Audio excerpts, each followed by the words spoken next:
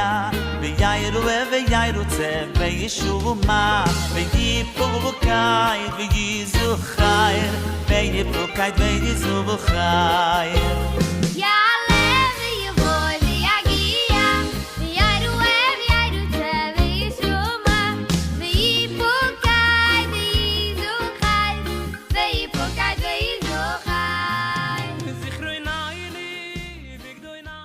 Hello everyone and a Guten Chodesh once again.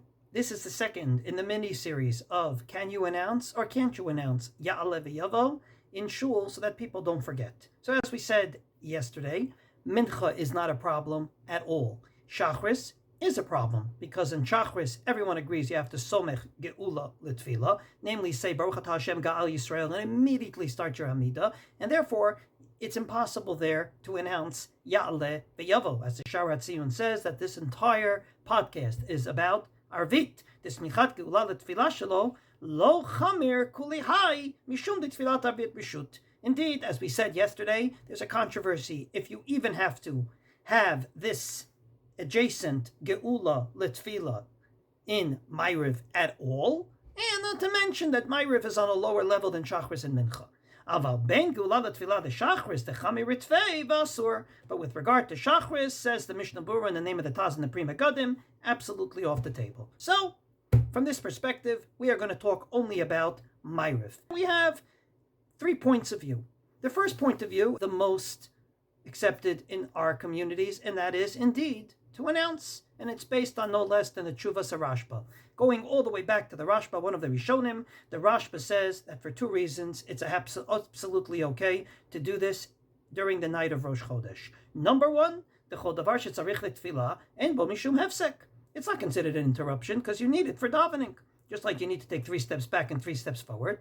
Just like you need to sometimes stop and open up the siddur to the right place. You can do it here. And he gives a great example. If indeed you said Amotzi, and you need someone to pass the salt, it's not a hefsek, because it's part of eating the bread, and therefore it's not a problem. And number 2, he says, Kol sheken b'tfilat arvit shehu reshut. Once again, Maariv is on a lower level than Shachris and Mincha, what the word reshut means for another time, but the bottom line is, all the more so you can be making at Maariv, and therefore he ends by saying, go out to every shul, this is exactly what they do, Badavar, and no one ever said anything against it. And that's the way the Shulchan Aruch paskins, that indeed we're generally machmir not to talk for no reason between Geula Litfila at Maariv, namely after our Hashkivenu. We say our Kaddish, which is part of Geula, as we said yesterday, and we don't talk. But Masha Machris Shliach Tzibur Rosh Chodesh Ben Kaddish Litfilat Arvit Lo Have Hefsek Kevan Shehu Tzorech HaTfila. Because we need it for davening, it's not considered an interruption. So therefore, the Shulchan Aruch paskins like the Rashba, as does the Maharil. The Maharil says, in the name of the Mahari Segal, that it's a beautiful custom in Magensa, that indeed, at Maariv of Rosh Chodesh, Shema Sha'ir, the Gabbai, I guess, Kol Rebbe, Kol Ram Bebeit HaKnesset, Yaale Veyavo. And indeed, on the second night, he didn't say Yaale Veyavo, he said Rosh Chodesh. So everyone knows that it's the first of the month. And the Bach, at the end of the day, says that the Rashba said explicitly that since it's Tzorech HaTfilah, that's the proper thing to do, and therefore, V'chein noagin ve'ein lishanot. Opinion number 2, on the total other side of things, is 100% forbidden. We said that at Maariv we try to somech geula letfila, so why should you do anything against it? And the one that railed against this opinion of the Rashba was the Maharshal. The Maharshal, who lived at the same time as the Shulchan Aruch and the Ramah, comes along and is quoted in the Bach as saying, with due respect, the Rashba said that one of his reasons is that Tfilat Arvit Reshut, that Maariv is on a lower level. The lonely hero, and I don't understand it. Chada, number 1. We made it into a chova. In other words, for us, davening 3 times a day is an obligation. No one says Maariv is optional anymore. Ve'od, and to add to that, afilu hu reshut, even if indeed you want to say it's optional, mikol makom kohecha sh'ta mitpalel ota tzarich yisrael shelo lafsik mo b'shar tefilot. Once you do it, you got to do it properly. So if you're a volunteer, no one's going to say, if I'm a volunteer, I'm allowed to do half the job. No. If you're a volunteer, like a gabbai. You got to do your job all the way. You can't do your job halfway. And therefore, if you're going to daven Maariv, you have to daven properly. And one of the laws and regulations of Maariv is you do not stop between Geula Litfila and start making announcements. And therefore says the Maharshal, this is what you should do. Therefore,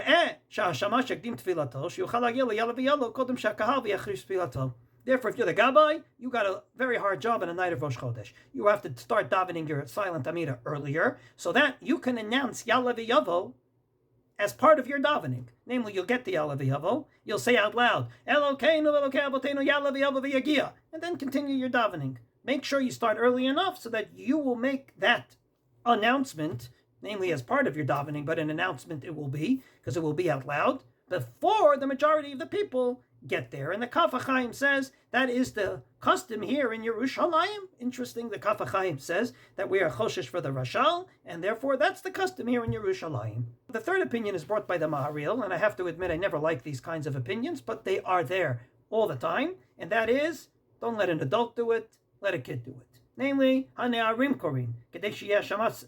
We don't